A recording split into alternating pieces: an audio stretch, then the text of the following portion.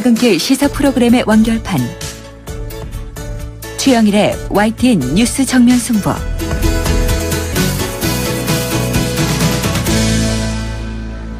YTN 뉴스 FM 뉴스 정면 승부 2부 시작합니다. 이번에는 국제 뉴스룸 연결해서 나라 밖 소식 먼저 알아보겠습니다. YTN 국제부의 황보선 기자 연결합니다. 안녕하세요. 네, 안녕하십니까. 황보선입니다. 네, 자, 여러 국민들이요. 이 대통령의 월급은 얼마나 될까 이거 궁금해할 때가 있죠. 이 선진국 대통령 가운데 미국 대통령이 가장 높은 연봉을 받는 것으로 나타났네요. 이 버락 오바마 대통령 연봉이 얼마인가요? 네. 이 내용은 미국 CNN 방송이 조사한 것인데, 오바마 대통령의 연봉이 40만 달러. 우리 돈으로 4억 4천만 원입니다. 네. 그다음에 2위는 캐나다의 주스팅 트리도 총리인데, 1년에 26만 달러, 약 2억 8,600만 원을 받습니다. 또, 안겔라 메르켈 독일 총리가 2억 6,600만 원이고, 이후 아베 신조 일본 총리가 2억 6,500만 원으로 뒤를 이었습니다. 프랑스와 올랑드 프랑스 대통령은 그 뒤를 이었고, 그다음에 또 신임 영국 총리인 테리사 메이도 연봉이 2억 원대입니다.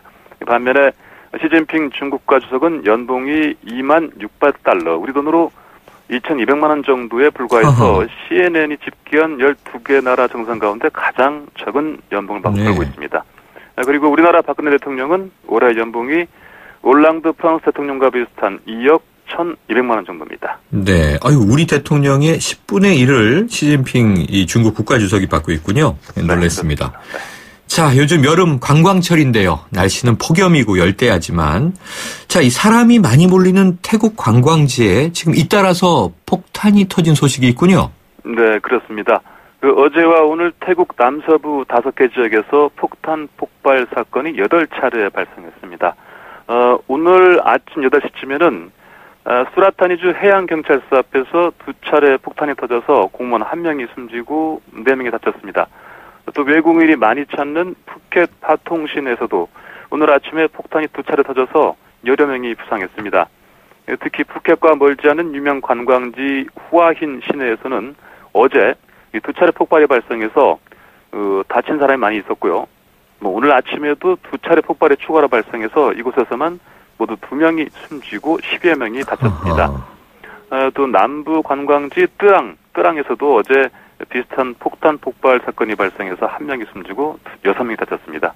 이번 연쇄 폭발은 태국 시리킷 여왕의 84번째 생일 연휴를 앞두고 발생했습니다. 그래서 현지 경찰은 이슬람 급진 우장 세력 IS 등 국제 테러 조직 관여 여부 등을 모든 가능성을 열어두고 수사에 착수했습니다. 아직 우리 교민이나 관광객들의 피해는 없는 것으로 파악되고 있습니다. 네. 자, 한편 이 범죄와의 전쟁이 선포된 필리핀에서요, 이 마약범을 사살하는 진짜 전쟁과 같은 살벌한 단속이 계속되고 있는데요. 이 사살된 마약 용의자 얼마나 되나요? 지난 3개월간 사살된 마약 용의자가 1,000명에 육박하는 것으로 파악됐습니다. 현지 언론은 경찰 자료를 이용해서 로드리고 두테르테 대통령의 대선 승리 다음 날인 5월 10일부터 어제까지 사살된 마약 용의자가 972명이라고 전했습니다. 이 중에서 579명은 경찰 단속 과정에서 사살됐고, 나머지는 자경단 또는 괴한 등의 총에 맞아서 숨졌습니다. 하지만 억울하게 마약범으로 몰려서 사살되거나 살해 위협을 받고 있다는 호소가 잇따르면서 인권단체와 기독교교회를 중심으로 해서 초법적 처형을 그만두라는 목소리가 커지고 있습니다. 네. 자, 이 중국의 주요 도시가 갈수록 살기 힘든 곳이 되고 있다고 하는데요. 이 물가 상승도 문제지만 공기의 질이 점점 나빠지고 있다고요? 네. 중국의 수도 베이징 그리고 허베이성 주요 도시의 대기 상황이 계속 나빠지고 있는 것으로 나타났습니다. 중국 환경보호부 조사 결과인데요. 최악의 대기 질을 보인 10개 도시 가운데 9곳이 수도권인 베이징과 허베이성 지역이라고 밝혔습니다. 베이징은 대기 질이 좋은 날의 비중이 31%에 그쳐서 지난해보다 4.5%포인트가 떨어졌습니다. 네, 중국 소식 하나 더 있습니다. 이 2달 전에 상하이 디즈니랜드가 개장했잖아요. 네. 입장객이 예상을 뛰어넘을 정도로 많다죠? 네, 중국 상하이 디즈니랜드는 아시아 최대의 테마파크죠. 개장 2달도 안 돼서 입장객 100만 명을 돌파했습니다. 관영 차이니 데일리는 지난 6월 16일에 개장한 이 디즈니랜드에 어제까지 100만 명이 넘는 관람객이 찾았다 이렇게 네. 보도했습니다. 상하이 디즈니랜드는 미국 월트 디즈니와 중국 상하이 썬디그룹이 지분 43%대 57%로 55억 달러를 투자해서 만들었죠. 그 세계에서는 6번째고 아시아에서는 도쿄, 홍콩에 이어서 3번째 디즈니랜드입니다. 네. 두 달 만에 100만 명. 어마어마하군요. 자, 일본의 패전일이죠. 8월 15일 우리에게는 광복절입니다. 네. 지금 며칠 뒤로 다가왔는데요. 이 중국 정부가 일본 강요들이 야스쿠니 신사를 참배하지 않도록 하라. 이런 의견을 일본 정부에 전달했다고 보도됐는데요. 네. 자, 일본 총리는 어떻게 한답니까? 아베 신조 일본 총리는 일본의 패전일인 오는 15일에 야스쿠니 신사에 참배하지 않고 공물료를 낼 방침이라 이렇게 일본 제지통신이 보도했습니다. 그 아베 총리는 지난 2013년 12월에 야스쿠니 신사를 찾은 이후에는 패전일이나 야스쿠니 신사 봄, 가을 제사에 그 참배하는 대신에 공물을 보내거나 공물 비용을 보내왔습니다. 아베 총리가 8월 15일에 야스쿠니 신사를 참배하지 않는 것은 4년째인데요. 이것은 이 한국과 중국 등을 의식한 그런 행동이겠죠. 또 미국 정부를 염두에 둔 것으로 보입니다. 일본이 한국과 중국은 물론이고 동남아 국가들과의 좋은 관계를 유지하기를 미국이 희망하기 때문으로 보입니다. 네. 오늘 소식 고맙습니다. 네. 지금까지 YTN 국제부의 황보선 기자였습니다.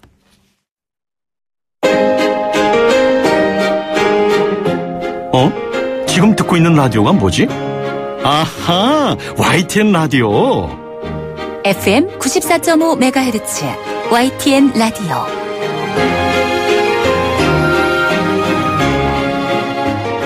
네, 가칭 일자리 김영란법을 추진하겠다. 오늘 새누리당 하태경 의원이 이런 내용의 법안 발의 계획을 밝혔습니다. 이 고용시장 내에 각종 비리와 부조리 문제를 지적한 것으로 보이는데요. 이 하태경 의원 연결해서 법안의 자세한 내용과 함께 또 최근 논란이 이어지고 있는 더불어민주당 초선 의원들의 방중 성과 어떻게 평가하는지 여기에 대한 의견도 함께 들어보겠습니다. 자, 하태경 의원님 나와 계시죠? 예, 안녕하세요. 하태경입니다. 네, 안녕하세요. 자, 이른바 재밌어요 제목이 이 일자리 예. 김영란법 어떤 내용의 법안인가요? 좀 전에 말씀하셨는데 이 고용시장 내에 비리, 부조리, 온갖 비리, 부조리 몽땅 척결하겠다 이런 내용인데요. 네. 예를 들어서 요즘 보면은 대기업 비정규직에서 정규직으로 가는데도 이 시장 가격이 있어요. 네. 한 5천만 원 정도를 주면 정규직으로 만들어 주겠다라든지. 그리고 의원님 지금 시장 예. 가격이라고 말씀하신 게 부정한 돈 거래를 말씀하시는 건가요? 그렇죠. 뇌물이죠, 네. 뇌물. 네. 예, 이게 얼마 전에 한국 GM에서 이 사건이 나왔어요. 네. 그래서 딱 정액으로 시장 가격으로 정해져 있다는 말이 나왔고, 또 이제 이건 채용 장사에 해당되는 것이고요. 아하. 또 고용 세습이 있습니다. 이제 특히 오래 근무한 사람들 자재를 채용시켜 주는 거죠. 이런 경우. 또 예를 들어 또 한 가지 고용 강요라는 게 있는데 이건 뭐냐면 이거 얼마 전에 서울 메트로 구역 김군 사건 있지 않습니까? 네네. 그게 서울 메트로에서 하청 회사인 은성 PSD에 네. 몇십 명을 서울 메트로 직원을 고용을 해라. 네. 라고 용역 계약서에 못 박은 거예요. 월급을 많이 주고. 그러니까 이 사람들 일도 안 하고 나머지 일하는 사람들은 그 사람들 월급의 절반도 안 되는 정말 안전도 제대로 지켜지지 않으면서 그렇게 일하다가 이 사고가 난 거거든요. 네. 이런 온갖 부조리를 이제 척결하겠다는 겁니다. 네. 고용 관련 비리와 부조리. 지금 세 가지로 요약해 주셨는데요. 예. 고용 세습도 있고요. 네. 고용 강요도 있고 고용 부당거래도 있고 그런 거군요. 그렇습니다. 네. 자, 누구누구 아들이고 누구누구 아들이니까 채용되도록 좀 잘 봐달라 이런 건데. 근데요, 하 의원님 지금 문득 말씀하시는 거 듣다 생각나는데 네. 이게 국회의원이 자녀에게 지역구 물려주는 건 해당 안 되겠죠? 그거는요. 네. 그걸 부정한 방법으로 물려준다. 예를 네. 들어서 요즘 경선 많이 하지 않습니까? 네네. 근데 내 아들한테 물려주는데 그 뭐 경선 과정에서 돈이 오갔다 이러면 당연히 안 되죠. 네네. 그러니까 매점매석은 안 되지만 주민들이 선출한 것은 정당한 과정이다. 이런 말씀이십니다. 자, 이 채용 장사 말이에요. 그럼 아까 브로커도 언급을 하셨는데 그럼 이게 시장 가격이라는 게 정해져 있으면 이게 중개자도 있고 뭐 매매자도 있고 그런 역할들이 있는 겁니까? 그렇죠. 그래서 이번에 쭉 밝혀진 걸 보면 주로 이제 노조 간부가 개입돼 있습니다. 노조 간부가. 네. 그래서 예를 들어서 대기업 비정규직으로 있다가 정규직으로 이 신분 전환하는 경우. 네. 사실 지금 대기업 정규직은 거의 특권 아니겠습니까? 네네. 그래서 우리 청년들이 정말 낙타가 바늘구멍 통과하는 거 어렵듯이 그 정도로 어려운데 이런 이제 돈까지 줘야지 되는 거예요. 그러니까 청년들이 굉장히 절망스러운 거죠. 그렇겠죠. 비단 이런 대기업 정규직뿐만 아니라 교사 같은 경우에도 과거에 많았지 않습니까? 네. 얼마를 줘야 예를 들어 뭐 정액이 있어가지고 뭐 학교 선생님이 취직할 수 있다든지. 그래서 이런 채용 과정에서 만연해 있대요. 근데 전 내용 중에 하나는 이런 게 있었어요. 네. 일반인은 뭐 한 2천만 원인데 너는 뭐 친척이니까 같은 고향이니까 1,000만 원 깎아줄게. 절반 깎아줄게. 뭐 이런 일이라도 제가 간접적으로 제보를 받은 경우가 있고요. 여러 가지네요. 상당히 만연해 있다는 겁니다. 네, 걱정입니다. 자, 그리고요, 지금 말씀하신 대기업의 노조 간부가 주도가 돼서 만약 비정규직을 정규직으로 전환시켜주는데 얼마를 내면 되게 하겠다. 뭐 동향은 깎아주겠다. 이런 지금 사례들도 말씀하셨고요. 또 최근 논란이 되는 것들이 이 국회의원들의 친인척 보좌관 채용 비리 문제도 있었고요. 시끄러웠죠. 또는 이제 국회의원이 자녀를 대기업이나 뭐 어디 이제 로펌 등에 취업하는데 청탁한 이 사례들도 있었어요. 또 국회의원뿐만 아니고 고위공직자가 직위를 남용해서 자녀를 뭐 좋은 직장에 취업시키는 경우 모두 다 연장선에서 그럼 일자리 김영란법에 포함되는 건가요? 당연히 모두 다 포함됩니다. 네. 그리고 실제로 국회의원이나 고위공직자는 일자리 김영란법 이 법이 통과되기 전이라도 한번 전수조사할 필요가 있습니다. 네. 그러니까 그 주장을 전에도 하셨죠?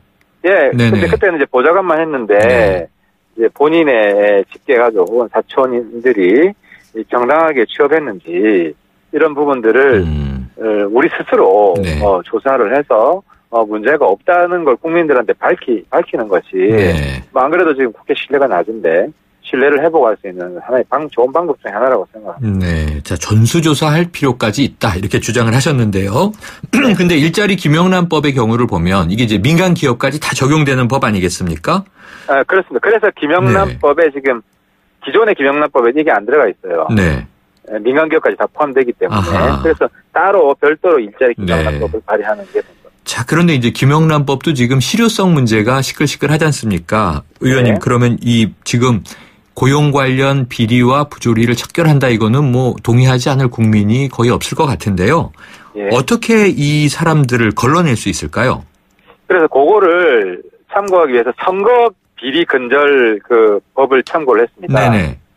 과거에 돈 선거가 많았잖아요. 많았죠. 한 20년 전만 해도 지금은 근데 상당히 줄었어요. 조금 남아있긴 하지만 여전히. 그 이유 중에 하나가 파격적인 포상금이에요. 그러니까 선거비 제보자한테 최대 5억까지 줍니다. 지금 선거비리 포상금이. 지금 이 발의하시려는 법안의 내용에 들어 있습니까?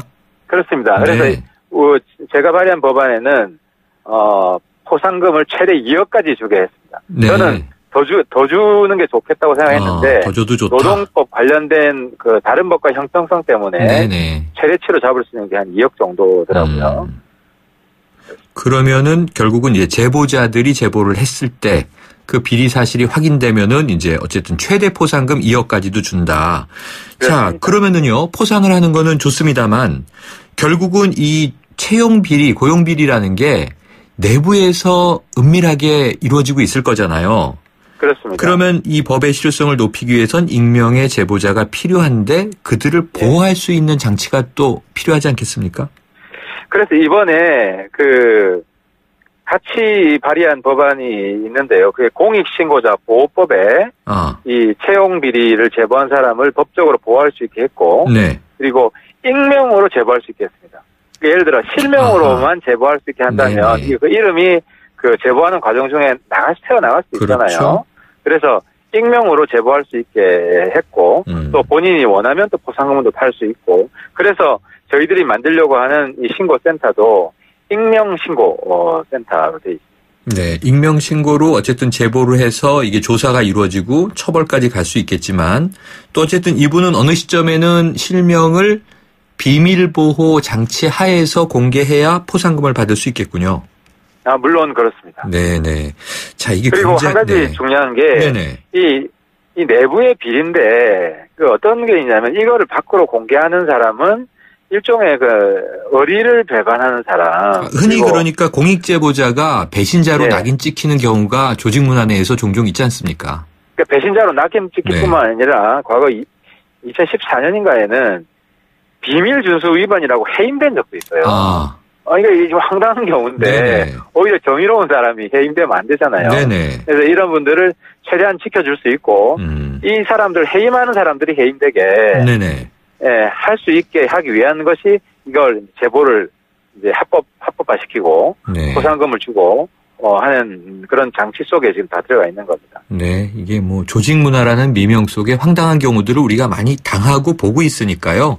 지금 뭐 주신 말씀이 다 솔깃한데, 자, 이 법이 만약 만들어지면 과연 고용시장 내 비리가 정말 완전히 사라질 수 있을까? 의원님은 어떻게 기대하십니까? 저는 법이 통과되면 1, 2년 안에 상당한 변화가 있을 거라고 생각합니다. 과거 이제 선거 비리 같은 경우도 법이 통과되고 나서 실제로 돈 선거가 굉장히 줄었거든요. 아직 일부 남아있긴 하지만. 그래서 이 법 같은 경우도 포상금을 타가고 그것뿐만 아니라 예방이 됩니다. 이 법이 통과되는 순간 자칫 잘못하면 걸린다. 이래서 무서워서 이 돈거래를 할 수 있겠습니까? 그리고 고용 세습을 할 수 있겠습니까? 그래서 예방 효과도 상당할 것이다라고 생각합니다. 네, 그런 의미에서 일자리 김영란법 이렇게 이름을 붙이신 취지가 좀 와 닿는데요. 그러면은 하 의원님은 김영란법은 찬성하시는 거죠? 저는 100% 찬성합니다. 그래서 엄격하게 하는 것이 좋고 자꾸 뭐 선 수정하는데 일단 시행을 하고 그다음 문제가 되는 부분은 사후에 보완하더라도 우선 그대로 시행하는 것이 좋다고 보고요. 그리고 뭐 금액을 자꾸 올리자는 이야기가 있는데 그것도 일단 시행해보고 그다음 불가피한 부분이 있으면 수정하는 것이 좋지 처음부터 수정하기 시작하면 누더기 법이 될 가능성이 그럼 일단은 3, 5, 10 제도 그냥 가는 것이 좋다 이렇게 보시는군요. 저는 뭐 그렇게 하는 것이 좋다고 생각합니다. 네, 자 다른 현안 하나 좀 여쭤보겠습니다. 이 하 의원님 발언을 제가 보도에서 봤는데요. 이 관광여행 간 거냐 이런 얘기를 하셨더군요. 예. 중국에 다녀온 더불어민주당 초선 의원들 얘긴데요. 자, 오늘 당내 의원들에게 결과 보고했다고 전해졌습니다. 이 사드 방중 보고서는 만들지 않는 것으로 이제 전해졌는데요. 어쨌든 이 사안 어떻게 보고 계십니까? 그래, 뭐 저도 제가 처음으로 이제 관광 수준이다 이런 평가를 했는데 뭐 아니나 다를까 김종인 당대표께서도 그 여행 다녀온 것 아니냐, 뭐 저와 똑같이 규정을 했더라고요. 그래서 사실상 보고서 만들 내용이 없을 것이다. 이런 생각이 좀. 내용이 없을 것이다. 그렇죠. 뭐 김정인 대표가 뭐 그렇게 규정을 한 거 아니겠습니까? 만약에 일반 관광 여행이다 이렇게 하더라도 지금 다녀온 초선 의원 6분 보니까 다 자기 자비로 갔다 왔더라고요. 예. 그러면 좀 이 면피가 되지 않을까요? 물론 뭐 그 부분은 저도 뭐 삽니다만 높이 평가합니다만 이제 문제는 단순 관광 다녀왔으면 괜찮겠는데 거기다가 한중 관계를 악화시킨 또 요인이 있어가지고 제가 또 쓴소리를 좀 했어요. 악화시켰다라고 보시는군요. 예, 그렇습니다. 상당히 위험한 발언을 했습니다, 이번에. 그런데요. 자, 오늘 이 더불어민주당 의총 결과를 발표한 이 기동민 대변인 이야기를 인용드리면, 자, 결과적으로 이번 방문으로 냉각기에 빠진 양국 외교 관계에 물꼬를 뚫었다는 의미가 있다. 이렇게 자평했습니다. 어떻게 보세요? 그건 뭐 김종인 당대표가 레임덕이라는 거죠. 네, 당대표는 여행 갔다 온 것을 규정을 했는데 대표 이야기를 대변해야 될 대변인이 여행 갔다 온 거를 물꼬를 뚫었다라고 한 것은 뭐 김종인 당대표가 끝났다. 사실상 영이 안 서고 또 김종인 당대표는 자꾸 이 사드 반대하지 마라라고 하지 않습니까? 그런데 실제로 거기에 김종당 대표는 심지어 중국 가는 것도 탐탁지 않게 생각했잖아요. 처음부터 얻을 게 없다. 근데 이번에 보면 뭐 얻은 게 없을 뿐만 아니라 잃은 게 더 많고, 뭐 예를 들어 제가 얘기했지만 조중혈맹 발언 부분은 굉장히 위험하고 심각한 발언입니다. 아, 조중혈맹. 그러니까 북한과 중국 측이 그렇죠. 혈맹이 될 것이다. 혈맹으로 돌아갈 것이다. 네, 사드 배치하면 혈맹으로 돌아갈 것이다. 왜 그러냐면요. 북한으로 하여금 사드를 빌미로 대남 무력 도발을 해도 중국이 자기 편이 될 거라는 환상을 심어주는 거거든요. 그러니까 이제 조중혈맹으로 돌아간다는 것은 한국 전쟁 때인데 북한이 한국을 남침을 했는데도 중국이 그 남침한 북한 편을 들어가지고 지원을 참전을 했잖아요. 그걸 말하는 거예요. 거기다가 그런 상황에서 한중 간의 수교는 단절하겠다 이런 의미가 포함되어 있는 건데요. 중국이 조중혈맹으로 돌아간다 그러면 북한 얼씨구나. 내가 한국을 때려도 중국이 내 편을 들어주겠구나. 이렇기 때문에 대남 도발을 자극할 수 있고 북한으로 하여금 오판할 수 있게 하는 굉장히 위험한 발언입니다. 북한에 잘못된 시그널을 줄 수 있다. 안 그래도 이 조중혈맹 관련 언급 때문에 또 중국 측에 항의도 있었고요. 좀 혼란이 있었습니다. 자, 하 의원님, 오늘 얘기는 시간 관계상 여기까지 듣겠습니다. 고맙습니다. 감사합니다. 지금까지 새누리당 하태경 의원이었습니다. 아유, 세 단계 종이 또 걸렸어? 정말 제본 하나 하려다가 미치겠네. 내가 진작 현대오피스로 바꾸라니까. 오늘 다 날 셀 거야. 이제 스트레스 받지 마세요.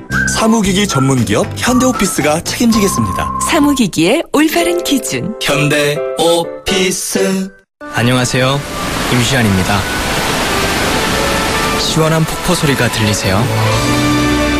있는 그대로의 자연스러움을 간직한 폭포처럼 맑고 깨끗한 칠성 사이다가 우리 곁에 있습니다. 변함없이 맑고 깨끗한 칠성 사이다. 좌우가 같네, 좌우가 같다. 2588, 2588. 요즘 회식 많으시죠? 회식 끝나고 내가 호랑나비 춤을 춘다 싶으면 운전대 붙잡지 말고 꼭 대리운전을 부르세요. 2588 소연이가 부탁드린답니다. 좌우로 정렬, 좌우로 정렬. 2588, 2588. 안전운전 2588. 새 고속도로가 용인의 중심을 바꿔왔습니다. 그렇다면 말입니다. 서울 세종고속도로 개통 후 용인의 중심은 어디가 될까요? 신용인시대 미래가치가 내 안에. 단지 앞 예정된 유치원, 초중고교가 내 안에. 고림지구 양우 내 안에 에듀퍼스트. 8월 분양 예정 1670-1881 양우건설. 잇몸이요. 괜찮다가 피곤하면 또 들뜨고. 그래서 전 인사돌 플러스 시작했어요. 염증에 좋은 생약성분을 더해서 차이가 느껴지는 거죠. 너무 편해졌어요. 홍은희 씨도 잇몸이 좋아졌습니다. 붓고 시리고 피날 때 인사돌 플러스. 인사돌 플러스. 어쩜 이렇게 좋아지죠? 편안해진 잇몸의 차이를 느껴보세요. 네, 2부 여기까지고요. 7시 뉴스 듣고 3부로 돌아오겠습니다.